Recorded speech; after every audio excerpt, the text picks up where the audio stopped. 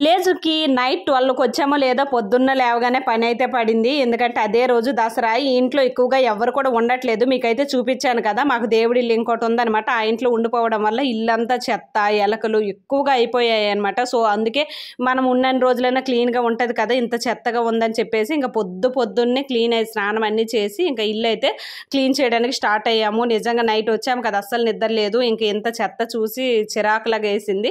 ఇంక అందుకోసం ఇల్లంతా నీట్‌గా అయిపోయిన తర్వాత ఇంకో ప్రశాంతంగా ఉండొచ్చని చెప్పేసి ఇల్లు అన్నీ ఊడ్చిన తర్వాత ఇంట్లో అయితే వాటర్ వేసి బాగా క్లీన్ చేసామనమాట. విలేజ్‌కి వస్తే మేము చేసే ఫస్ట్ పని ఇదే ఉంటది. ఇల్లునైతే క్లీన్‌గా చేసి పెట్టుకోవడం. ఎందుకంటే ఇక్కడ మనం నీట్‌గా పెట్టుకుంటాం. ప్రతిరోజు ఒత్తుకుంటాం. ఇంక ఇంటికి వెళ్ళేసరికి ఇలా ఉంటే మనకు అస్సలు ఉండాలనిపించదు కదా! సో, ఫైనల్‌గా వాటర్ వేసి నేను మా హస్బెండ్ కలిసి అయితే ఇలా 10:00 వరకు మొత్తం ఇల్లంతా అయితే చాలా నీట్‌గా క్లీన్ చేసాము. దసరా కదా! అలా పండగ కూడా జరుపుకోవచ్చు అనేసి ఇల్లంతా క్లీన్ అయిపోయింది. ఇంకా హాలిడేస్ అన్నారు చక్కగా ఉండొచ్చని చెప్పేసి అలా అయితే చేసాం.